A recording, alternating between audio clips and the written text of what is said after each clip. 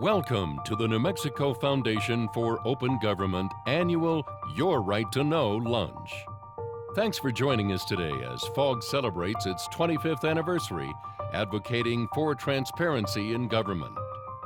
Today, we honor 4 individuals with the William S. Dixon First Amendment Award. But we also want to pay tribute to FOG's founders and the 48 previous Dixon awardees. In the late 80s, a group of journalists and lawyers joined forces to strengthen our state's sunshine laws, not just to protect the interests of the press, but to benefit all New Mexicans. Well, at the time there was a general frustration with the lack of transparency and the lack of access to many kinds of public records that we take for granted today.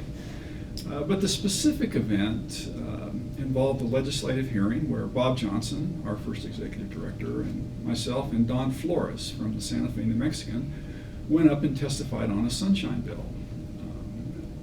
It would be an understatement to say that we did not get a warm reception. And in fact, one legislator looked at us and said, the public just doesn't care about this. Nobody cares about this stuff but you people in the media. You're a special interest group. The public has no interest in this.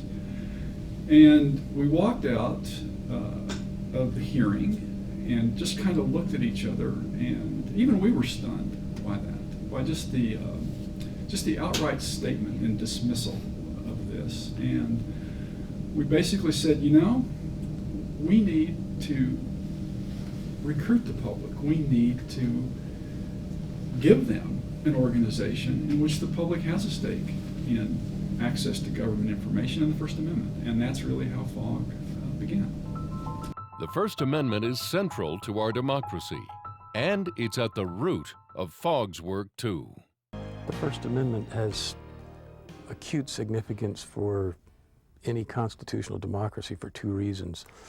Number one, it creates a barrier against government from prohibiting the press from printing information which the press already has in its possession. Classic case being the Pentagon Papers, where the assumption behind the First Amendment is that we do not trust the government to ration or allocate information throughout our society. We trust the people, and the press is a surrogate for the people. But it has another function, the right to acquire information. That is, it means very little, and indeed is a hollow right, to be able to publish when you don't have anything worthwhile publishing. And I think Madison put this most articulately during the Constitutional Convention. A public citizenry without public information or the means to acquire it is a prologue to farce or tragedy or both. And so one of the major battles under the First Amendment has been the burgeoning or the growing right to be able to acquire information that is meaningful to discussion of public issues. Additionally, FOG is committed to remaining independent and nonpartisan. I think that one of the most important attributes that FOG has had all along has been its credibility of being bipartisan. Transparency plays a major role in government, because I think step one in government, especially at this stage now, is trust. And I think that without having that trust, which is then many times fueled and supplied by transparency, people will have a better feeling about what's going on in their state government. FOG has been instrumental in shaping sunshine laws in New Mexico, both in the legislature and the courts. For the past 25 years, FOG has shown that sunshine is essential for growing our state's economy, too. Business needs to be involved in open government because it's the right thing to do in the state of New Mexico, and it also creates a partnership for business in a very relevant way. Economic development in the state of New Mexico, and especially as we move forward, will involve more public-private partnerships, because neither one of us can grow this economy in New Mexico on our own.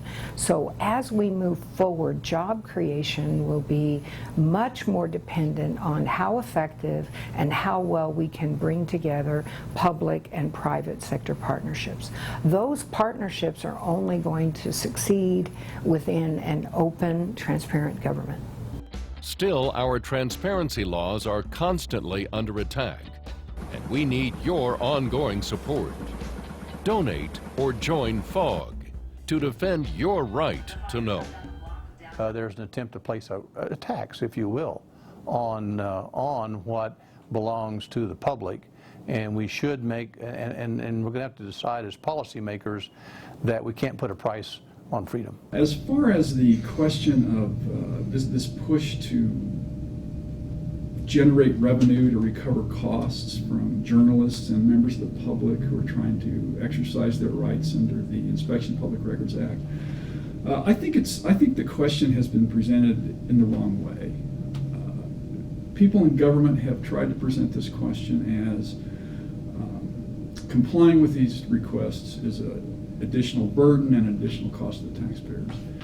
But I think the real question is, why should this be any different than any other essential function that government performs?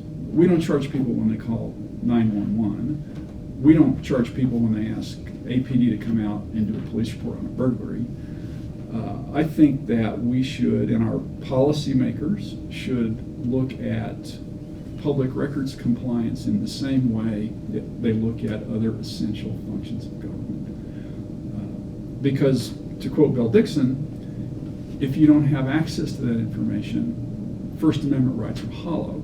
The more sunshine we have on all of our public and private sector partnerships, the better the decisions and the better the government. And that creates a New Mexico that's better for the people who live in it.